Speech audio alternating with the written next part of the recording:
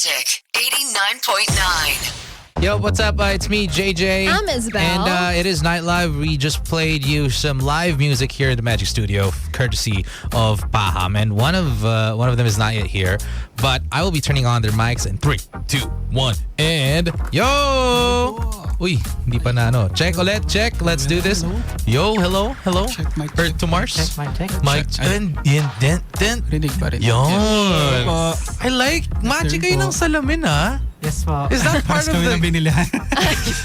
Gaya-gaya po eh. Sorry. Hindi ba parang Bro, akala ko ako lang eh. one time punta kayo rehearsal, tapos parang, uy guys, may bago salamin. Tapos parang, uy, ganda. ikaw rin ah. Ganda niya, send link. So bakit ikaw wala kang salamin? Kakapasok lang din eh. Wala kang salamin talaga. Kasi meron siyang earrings na may milk tea. At saka bling-bling. Tapos ano. But welcome to the Magic Booth. I believe you guys are supposed to be 5, no? Yes po. Ano Busy lang yung nangyari? dalawa. May mga kanya-kanyang buhay. Kapatid po ng concert. Ganon. Concert. Meron kasing concert ngayon eh. Nino. Ni Rex Orange. Ay, ngayon ba? 21. Akala ko 21 yun. 20 pala. Sabi niya lang, Ano na ngayon yun? baka may sarili siya. Siya lang may concert. Baka solo niya si Rex. Okay, tapos yung isa naman. Ano meron sa kanya? Ay, training siya. Nag-work siya ngayon. Akala ko varsity, ganun. Worker. Okay, Worker siya eh. Okay. Tapos ano, kayo, at least nandito kayo yung 3. Oh. And we Sila loved yung it. hindi busy. Dito kasi sila busy. Ayun. We loved it. And I'm loving this new wave of Harana pop, Manila sound.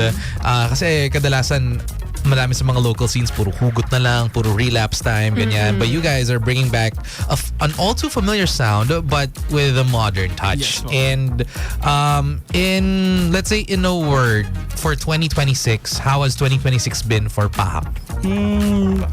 Okay naman. Medyo nag-struggle lang sa paggawa ng kanta. Pero medyo masaya pa rin naman ang 2026 at sarap gumawa ng music at magparinig ng love song. Mga tao. Pero masaya pa rin. Saya. Is this itong rendition nyo ng Superstar ng Buhay Ko ang release nyo for this year? Yes po. Ito yung latest release natin. And ito lang ba release natin? Parang ito lang.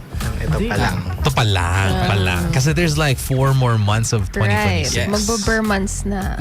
Do you ever get tired of like writing for your Bebe Loves? Kanina diba sabi nyo, para yung kanina yung kanta nyo, Hiraya, para sa mga Bebe Loves ninyo. Pero kayo? Hindi naman. Para kasing pag may naisip ko nyari, kinilig ako sa text niya, isulatan ko to ng kanta. Sabi niya, That actually sounds really nice. Like mental note for all of the boyfriends out there, no? Especially singer-song, yung mga nagsusulat din. Kada kinikilig kayo, sulatan nyo about it. Hanap muna sila ng Bebe Loves bago sila makapagsulat. Oh, sige. You know what? Let's talk about this new song of yours. It was released last June? Yes. It's called Superstar ng Buhay Ko, and it's a cover, no? Yes po. Ng Cinderella. And I want siguro to know, like, when did you hear about this song? Alam nyo na ba to before pa introduce sa inyo or something about it? Nakikinig kami kay Cinderella, yung mga iba nilang song. Pero itong Superstar ng Buhay Ko, napakinggan namin siya nung inintroduce siya sa amin. Tapos nung narinig namin yung song, parang, sobrang ganda nga. Tsaka parang nakita natin yun sa post ni Maloy ba yun? Bini Ayun. Maloy. Bini Maloy. Yes po. Tapos ayun, nagulat kami na yun yung song na inintroduce din sa amin.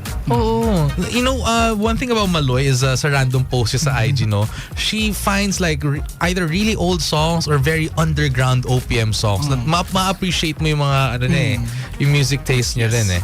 Okay, yeah, it's do you think that this song was like very attuned with yung parang Harana pop sound niyo as a band? Yes Actually, po. ang sobrang easy niyang kumonek sa amin yung song na yun. Parang nung narinig namin siya, alam na namin agad kung ano yung gusto naming tunog para sa kanya. Kung paano namin siya i-cover. So, ayan. Nakakonect siya easily sa amin. Okay. Sorry, may isa pa akong question. Kasi this one is Go lang. friend ko to si Yani. Yani's my friend nung college. And grabe nitong year niya for her. Sinamalaya, sa Status Rejected, she got Yes, yes. her 20-second screen time, as she would say, but it's more than that. Congrats po. And then you had her for your music video. Yes, po. Did you meet Nayane before that, or minata niyo na talaga siya na siya ang gusto niyo bilang superstar ng buhay niyo? Nung shinote namin yung music video, yun yung time na na-meet namin siya. Yun pa lang yung first time na na-meet namin okay. siya. Tapos nalaman namin, magkalapit lang kami ng bahay. So yun, kwento-kwentuhan lang kami. Tagig ka rin. Yes, po. yes. Oh, Tagig kaming lahat. Lahat. 5 Lahat kami. kayo tagig. Kamusta? Nasa bayo yun. Taga-tagig. Sige, saang parte ng tagig? Doon ba sa sa mataasan Sa may- Sa Taguig o sa sa Great Taguig? Divide? Basta may tubig kasi doon. Ako po eh. sa tabi po ako nung nung Ilog. malaking Binabaha. Binabaha ko ka, sasabihin ko eh. Actually, okay, kamusta pala kayo nung weekend? Binaha ka din kami. Binabaha kami. Pero okay naman na kayo na. Okay naman Okay na. naman Okay. po. Mamaya lumubog pati yung mga instruments nila, di ba, nadali. Di natuyo yung damit. Kaya checkered yung linabas niya ngayon from 2015. Oo. Grabe. She's dissing you. No, I like it. Ganun din suot ko nga noong 2015. Ganun din naman. Okay, let's do, how about this one? Younger audiences are rediscovering itong sound ninyo, no? And I think I've asked this with some other OPM artists din natin who's doing Manila Sound. How are you connecting with the younger audiences to appreciate like a quote-unquote older sound? Kasi yung want namin para sa music namin is parang gusto namin malaman nila kung hindi man nila alam yung traditional na panghaharana. Kaya yun yung gusto naming ilabas sa kanila. Tapos Kumbaga, nilalagyan lang namin relatable. ng modern sound. Yeah. Oo. Kumbaga relatable po talaga. From lyrics, kailangan sobrang nakaka-relate sa kanila yung mga term nila nilalagay namin. Parang ganun. Oh, Term natin. Kasi edad pa na natin. Ayun, oo. Kasi edad pa na natin sila. Okay, Pero was it always this type of music na you guys wanted to release when you guys started out? Was it always yung Harana or old Manila Sound? Ganun ba talaga? Or nag Rex Orange County rin ba yung dating dati? Ang una talaga naming My tunog, Chemical Romance. Hindi. Layo. Malapit na. Pero kami, mga sad boy kami dati.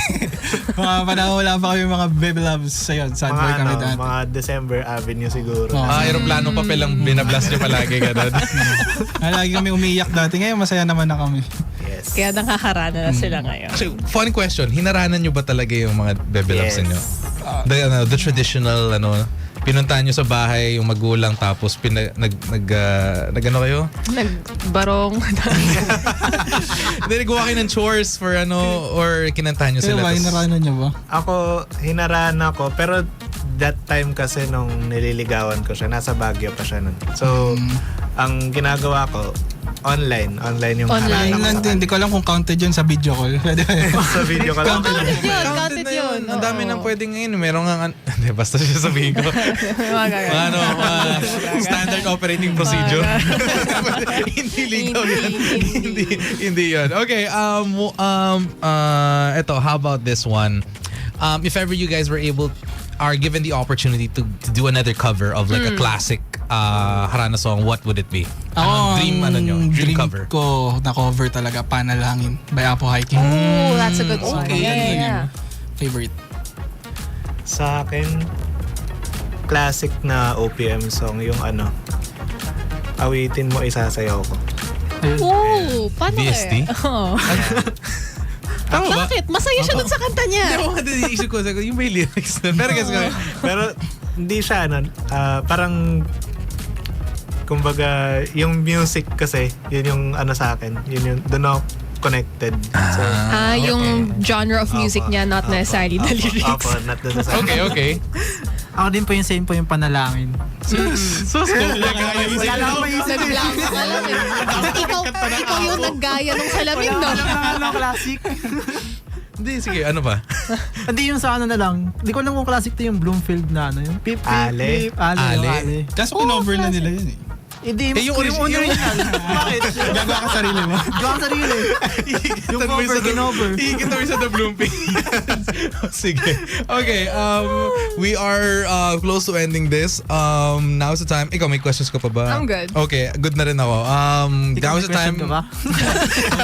May gusto ko ba tanong sa amin? Wala naman. Kami ba nang nakarana din ba kami? Ito, now is the time for you guys to promote your stuff, your music ninyo, where people can find you, upcoming gigs, at kung sa tingin nyo may ipopromote din yung dalawa nyo pang kasama. Ayun, you can follow us on our social media accounts, Paham Official on IG, TikTok, Facebook, YouTube, tas Spotify. Promise, okay naman yung mga kanta namin. Maganda. Maganda. Oo. Hindi, solid- Pwede solid yung- talaga, Solid. oo. Pwede yung Ano naman, stream. ilang million streams lang naman, no? Pwede na. Yung mga parang what collectively 10 plus million na. Maliit na bagay. Medyo may bitaw. Pero, ano pa ba? Ayun, yun. Panoorin yung mga contents namin. Medyo nakakatawa rin. Tapos, ayun, may gigs. Wala pa so far. Pero, mag-release ulit kami ng mga music. Tentative schedule. Oh, okay. Well, stay tuned for that. You can visit their socials. That is at Paham Official. Paham Official. Alam niyo na yung spelling ng official. Bringing back to more of the music, we have Ariana Grande with Pedal here on today's Best Music Magic 89.9. Magic 89.9.